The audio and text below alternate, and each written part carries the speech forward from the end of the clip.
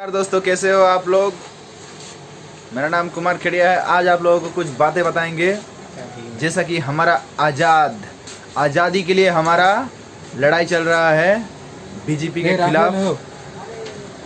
हम लोगों का आज़ादी का लड़ाई चल रहा है। पहले आज़ादी हम लोग कब हासिल किया? 1947 में आज़ादी हासिल किया। कौन सा आज़ादी? ब्रिटिश से आज़ादी हमें हासिल मिला। और नेक्स्ट आज़ादी है हमारा इस साल 2025 को हमको आज़ादी का लड़ाई लड़ना है। सभी आदिवासी भाइयों को बोलना चाहता हूँ मैं, हमारा लड़ाई इस बार ब्रिटिश के खिलाफ नहीं है। सेकंड ब्रिटिश, जो ब्रिटिश के शासन में जैसे था वही शासन अभी तक चल रहा है, लेकिन इन लोगों का माइंडसेट ब्रिटिश जैसा है। जैसे ब्रिटिश बना दिया था उसी जैसा है। जैसे कि लैंडलेस, हम लोग बिना मिट्टी के हैं। हम लोग अभी बिना मिट्टी के हैं। कैसे हैं? हम लोग 200 साल से भी ज़्यादा आसाम में रहे हैं, फिर भी हम लोग अभी तक लैंडलेस है।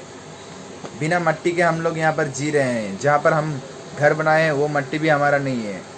तो इस बार हमारा आज़ादी का लड़ाई चल रहा है दोस्तों बीजेपी के खिलाफ। इस बार हम लोग बीजेपी को पूरा मतलब कोई भी वोट नहीं देगा। और बीजेपी का हर एक नेता को हम बोलना चाहते हैं, आप लोग हमें यदि स्वतंत्र नहीं करोगे तो हम आज़ादी का लड़ाई हम लड़ते रहेंगे। इनकलाब जिंदाबाद। और ब्रिटिश पॉलिसी बंद करो, बीजेपी वाला शर्म करो। ब्रिटिश पॉलिसी बंद करो, बीजेपी वाले शर्म करो। ये स्लोगन रहेगा और रहेगा। मैं बोलना चाहता हूँ, भारत में जैसा कौरवों और पांडवों में लड़ाई हुआ था, महाभारत जैसा युद्ध क्यों हुआ था? द्रौपदी का साड़ी खींच दिया था, इसलिए महाभारत जैसे लड़ाई हो गया। और हमारे देश में क्या बोलूँ आप लोगों को, जैसा कि हमारे देश में इतना संस्कार दिया गया है और हमारे यहाँ के नेता संस्कार कुछ भी नहीं जानते हैं। सिर्फ अपने आप को हिंदू बोलते हैं, लेकिन वो लोग हिंदू नहीं है। रावण भी हिंदू था, समझ लो दोस्तों। अंधभक्त तो समझो, रावण भी हिंदू था, लेकिन रावण को मार दिया गया। किसने मारा? प्रभु श्री राम ने मारा। रावण के हिंदू नहीं था, हिंदू ही था, मार दिया गया प्रभु श्री राम के द्वारा।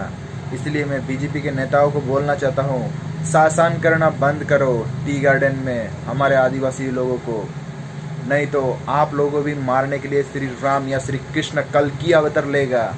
ये बात ध्यान से सुनो बीजेपी के दलालों। भारत के यहाँ पर जो हम लोगों को शासन किया जा रहा है, भारत में हम लोगों को, वो भी आसाम में शासन किया जा रहा है। ये शासन बंद करो, ब्रिटिश शासन बंद करो, नहीं तो अभी हमारा ये जंग रहेगा। हम अभी कैसे जंग लड़ेंगे? हमारा सिर्फ प्रोटेस्ट से ही रहेगा। संविधान ने जो दिया है वही, और संविधान का हक हमें चाहिए ही चाहिए।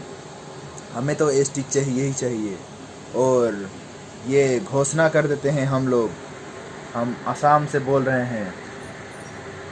तो इस बार कोई भी बीजेपी को वोट नहीं देने वाला है जब तक हमारा